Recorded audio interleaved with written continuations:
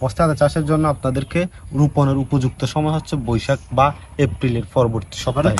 আর আদায় সবচেয়ে একটি মারাত্মক রোগ হচ্ছে রাইজোম রড বা হ্যালো, আসসালামু আলাইকুম। আশা করি সকলেই ভালো আছেন।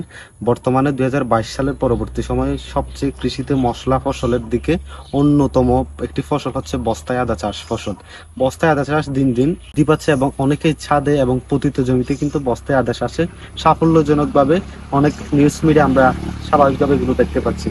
আজকে দেখাবো বস্তা আদা চাষে কিভাবে বস্তা আদা চাষ করবেন এবং সম্পূর্ণ প্রসেসটা আপনাদেরকে জানানোর চেষ্টা করব। আমার পাশে দেখতে পাচ্ছেন ছোট আকারে একটি বস্তা আদা চাষ, এটা হচ্ছে রাঙ্গামাটি অঞ্চলে।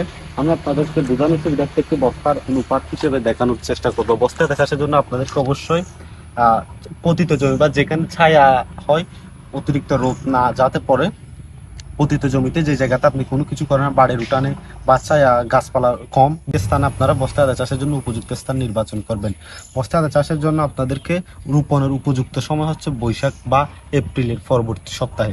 আমি আপনাদেরকে একটি বস্তার অনুপাত হিসেবে দেখানোর চেষ্টা করবো। এই যে একটি বস্তা দেখতে পাচ্ছেন, এখানে কিন্তু প্রত্যেকটি বস্তায় 10 থেকে 12 কেজি এঁটেল দোআঁশ মাটি নির্বাচন করবেন। এঁটেল দোআঁশ মাটি, তারপর হচ্ছে 5 কেজি দুই নম্বর যে এলিমেন্টস থাকবে সেটি হচ্ছে 5 কেজি শুকনো গোবর। কাঁচা গোবর আপনারা কখনোই দিবেন না, শুকনো গোবর।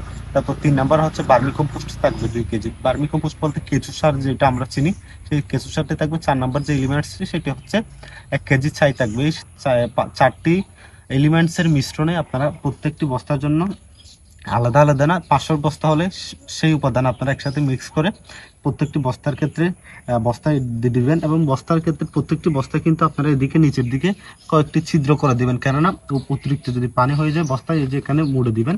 অতিরিক্ত পানি হয়ে গেলে যাতে সেই পানিগুলো নিচে চলে যায়, আর এটা শিকড়ের জন্য খুব ভালো হয়। তারপর আপনারা এই যে 4টি উপাদান দিলাম, সাথে আপনারা বিভিন্ন ধরনের মাটি যাতে মাটিতে কোনো জীবাণু যাতে না থাকে, বিভিন্ন ছত্রাক ব্যাকটেরিয়া আক্রমণ করতে পারে, সেজন্য মাটিতে আপনারা চাইলে ইউরিয়া, টিএসপি, এমওপি এবং কীটনাশক দিতে পারেন। সাথে মাটি শোধন করার পর 15 দিন পর্যন্ত বস্তাগুলোতে মাটি রেখে তারপর উপরে একটি কিছু দিয়ে শর্ট বা পলিথিনের একটি প্রলেপ দিয়ে রাখবেন। তার 15 দিন যখন পর হবে তখন আপনারা উপরে যে কোনো একটি জৈব সার, যাতে আপনাদের যে ইয়াটি দিবেন, আদাটি দিবেন, রাইজোমটি দিবেন, সেটি যাতে খুব তাড়াতাড়ি সময় উঠে যায়, সেজন্য আপনারা কিছু জৈব সার মিশিয়ে দিবেন, এতে খুব ভালো হবে। এবং বীজ যাতে না পচে, কন্দ যাতে না পচে, সেজন্য আপনারা কোনো কিছু ইউজ করতে পারেন বীজ শোধনের জন্য। 15 দিন আগে কিন্তু আপনারা করবেন না, অতিরিক্ত 2 সপ্তাহ, কমপক্ষে 2 সপ্তাহ রাখবেন। 2 সপ্তাহ পরে কিন্তু আপনারা প্রত্যেকটি বস্তায় 3টি রাইজোম, ধরেন 20 গ্রাম 30 গ্রাম রাইজোম দিবেন। রাইজোম বা আদার জন্য আপনারা ভালো জাতের, হাইব্রিড জাতের বাড়ি 1, বাড়ি 2, বাড়ি 3 যে আদাগুলো রয়েছে, সেই আদাগুলো আপনারা নিতে পারেন। এগুলো খুব ভালো চাষ হচ্ছে বর্তমানে বাংলাদেশে। বাড়ি 1, 2, 3 এই জাতগুলো খুব বেশি প্রচলিত হয়েছে, তাই আপনারা এই জাতগুলো নিতে পারেন। আর আদায় সবচেয়ে একটি মারাত্মক রোগ হচ্ছে রাইজোম রড বা কন্দ পচা রোগ। কন্দ পচা রোগটি যখন দেখা দিবে, ধরেন এই যে এখানে এটা একটি পুরাইয়া, এখানে হঠাৎ একটি মাঝখানের বস্তায় যদি রাইজোম রড দেখা দেয়, তবে আপনারা সেই বস্তাটি সরিয়ে নিয়ে অন্য স্থানে নিয়ে ফেলে দেবেন বা পুড়ে ফেলবেন। সেক্ষেত্রে পুরো বাগানটির বিভিন্ন রোগ হওয়ার সম্ভাবনা থেকে কিন্তু আপনার বাগানটি বেঁচে যাবে।